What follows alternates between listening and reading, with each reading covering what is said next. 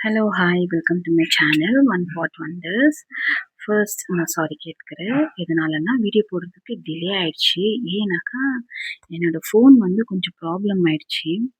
அதனால service centre கொடுத்ததுனால எல்லா டேட்டாவும் போயிடும்னு சொல்லிட்டாங்க.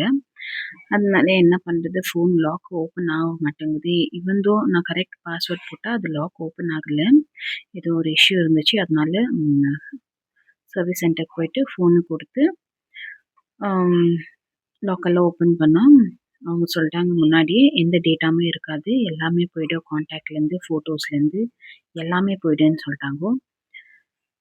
ஓகே, என்ன பண்ணுறது, வேறு வழி இல்லைன்னு சொல்லிட்டு எல்லா டேட்டாவும் போயிடுச்சு. ஐ மீன் காண்டாக்ட் வந்து எப்படியோ தனு வந்து பேக்கப் எடுத்து கொடுத்தாச்சு. ஆனால் என்னால் வீடியோஸு ஃபோட்டோஸ் எல்லாம் பேக்கப் எடுக்க முடியல.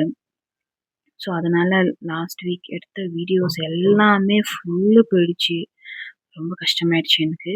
அதனால வீடியோ போடுறதுக்கு டிலே ஆகுதுன்னு சொல்லிட்டு குயிக்காக ஒரு ரெசிபி நீங்கள் பார்த்துருப்பீங்க என்னென்ன போட்டேன்னு சொல்லிட்டு. ஸோ இந்த மாதிரி நீங்கள் ட்ரை பண்ணுங்கள். இது ஒரு டிஃப்ரெண்ட்டான தாலில் வந்து பண்ண சாம்பார் தான். இது தால் தடக்கா பண்ணும்போது சடனாக கரண்ட் போயிடுச்சு அந்த தடக்கா எடுக்கும்போது. அதனால அது ஸ்கிப் பண்ணிட்டேன்.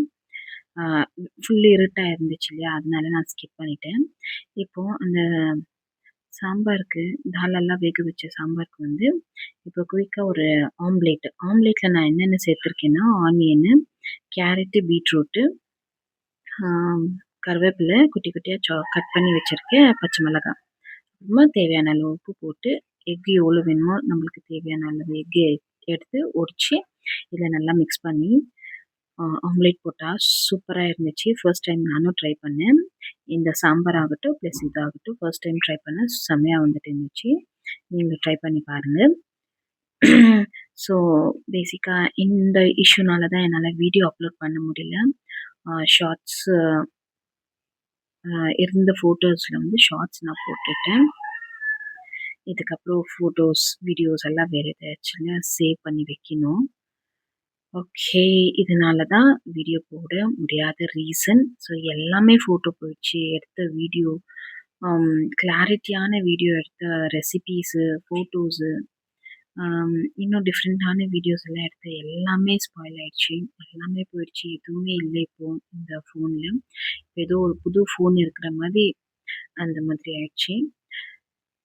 So okay, not to worried.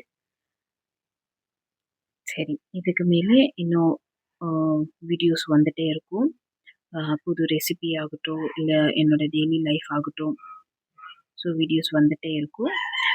First எப்படி சப்போர்ட் பண்ணியிருந்தீங்க அதே மாதிரி சப்போர்ட் பண்ணுங்கள்.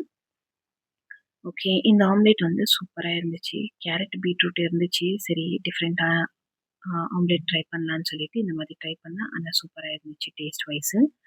ஸோ இது வந்து ரசத்துக்கு ஏதாச்சும் தால், சாம்பார் அந்த மாதிரி ஐட்டம்க்கு இது சூப்பரான சைட் டிஷ்.